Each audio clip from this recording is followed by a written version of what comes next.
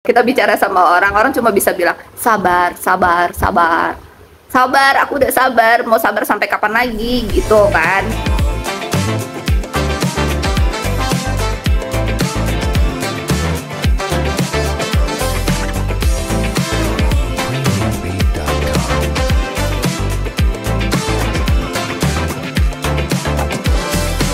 Halo teman Maya, selamat pagi, selamat siang, selamat sore, selamat malam. Ketemu lagi dengan saya Maya, teman curhatmu. Ya, aku mau cerita di sini. Aku baru selesai sesi konsultasi. Nah, anak ini kenal sama aku tuh sudah kurang lebih 7 bulan ya, dari sebelum almarhum papaku sakit waktu itu. Sekitar bulan Oktober mungkin ya, atau mungkin sebelum 1 bulan atau 2 bulan sebelumnya. Eh, Dia banyak bercerita tentang keterpurukannya, tentang kekecewaannya, ketidakadilan yang dia rasakan. Dan sampai barusan dia menghubungiku lagi, dia masih mengatakan hal yang sama, merasa terzolimi, merasa ketidakadilan, dia kecewa atas semuanya gitu. Aku cuma bisa bilang gini doang ya, kamu gak akan bisa keluar dan mendapatkan kebahagiaan seperti yang kamu impikan kalau kamu masih berada di zona nyaman ini. Kalau kamu tidak mau keluar dari kotak, kamu masih ada di sini. Kenapa? Karena kamu masih mengeluh, kamu masih memendam kemarahan, kamu masih memendam kekecewaan, kamu belum bisa memaafkan diri kamu sendiri, apalagi orang lain, terhadap kondisi yang terjadi di dalam diri kamu. Itu artinya kamu masih berada di frekuensi yang rendah, di vibrasi yang rendah. Lalu bagaimana Tuhan akan mengabulkan mimpi kamu untuk bahagia, untuk hidup dengan keberlimpahan seperti yang dulu sebelum mengalami kebangkrutan, ketidakadilan dan lain sebagainya ini, kejatuhannya ini. Karena di situ aku melihat setiap kali chat ke aku, setiap kali telepon aku, selalu ada keluhan, selalu ada kekecewaan yang mendalam. Aku udah bilang, berkali-kali aku bilang, yuk belajar keluar, belajar memaafkan, belajar untuk tidak lagi mengeluh.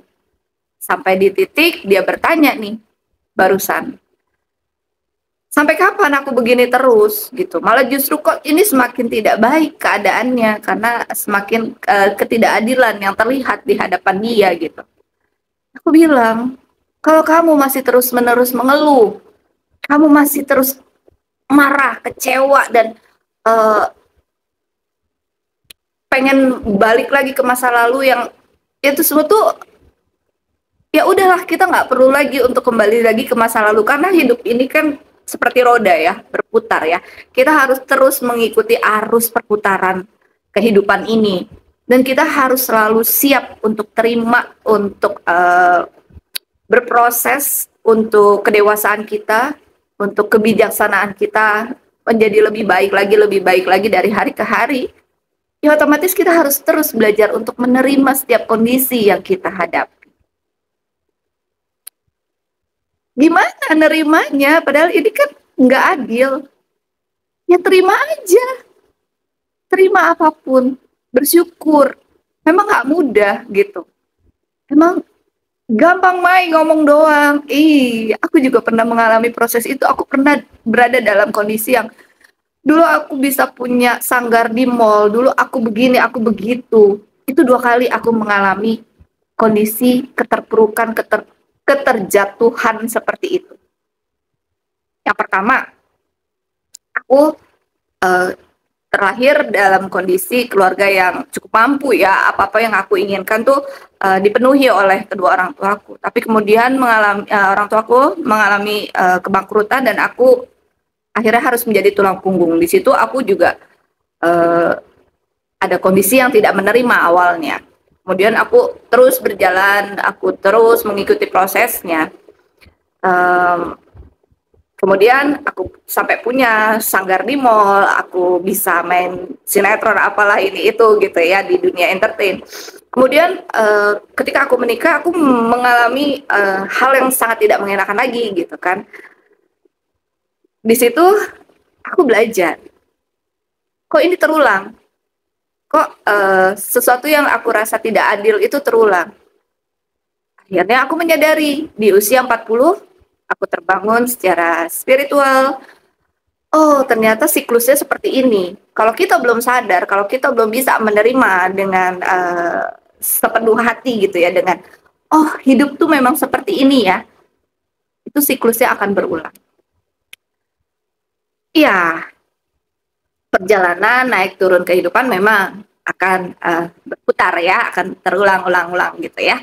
Tetapi ketika kita sudah tersadar ya, seperti halnya ini pun sedikit-sedikit aku masih merasakan hal-hal yang tidak ada keadilan atau tidak seperti apa yang aku mau, keinginan aku gitu. Tapi kemudian kan karena kita sudah tersadar, kita menyadari gitu loh, menyadari bahwa oh ya udah, memang hal ini yang harus kita nikmati, ini proses yang harus kita lalui, dan aku yakin suatu saat nanti apa yang aku impikan, apa yang aku inginkan itu akan terkabul, akan tercapai sebisa mungkin kita untuk segera tersadar ketika kita berada di vibrasi yang rendah, ketika kita mengeluh, ketika kita merasa tidak nyaman, tidak enak gitu, kita coba untuk segera sadar.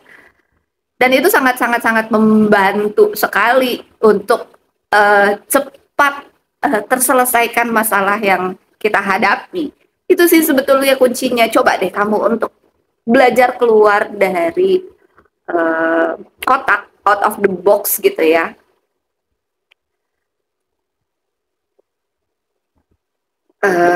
Memaafkan diri kamu sendiri, mencintai diri kamu sendiri, dan memaafkan orang lain tentunya ya, keadaan, dan tidak menyalahkan atas siapapun. Yang pasti ya, kalau kita bicara sama orang, nggak ada orang yang bisa menolong kecuali diri kita sendiri. Kalau kita bicara sama orang, orang cuma bisa bilang, sabar, sabar, sabar. Sabar, aku udah sabar, mau sabar sampai kapan lagi gitu kan. Nah, ya udah. Jadi yang bisa nolong ya udah diri kita sendiri. Jadi buat apa ngeluh, buat apa terus-terusan merasa kecewa, terpuruk, sakit hati, marah. Itu cuma buang-buang energi kita aja. Itu cuma bikin kita capek aja gitu. Jadinya ya buat teman-teman semua yang sedang mengalami hal-hal yang tidak mengenakan di dalam kehidupan ini, kekurangan, merasa tidak ada keadilan, dijatuhkan, atau kehilangan atau apapun, diri kamu sendiri yang bisa menolong. Kesadaranmu lah yang untuk keluar, kesadaranmu untuk keluar dari permasalahan itulah yang akan membuat kamu bahagia. Fokus terhadap dirimu, fokus untuk perbaikan-perbaikan dalam hidupmu. Seperti yang agama manapun katakan bahwa kalau aku kan Islam ya, jadi aku tahu bahwa Tuhan sebaik-baiknya prasangka dari hambanya. Jadi berprasangka baik aja terus sama Tuhan, bahwa kalau anak Tuhan kasih gini ya memang Tuhan lagi pengen kita merasakan ini. Udah gitu aja, dibikin simpel aja gitu ya. Semangat terus pejuang-pejuang, I love you, dan sampai ketemu lagi di video selanjutnya. Terima kasih sudah menyaksikan video ini, dadah.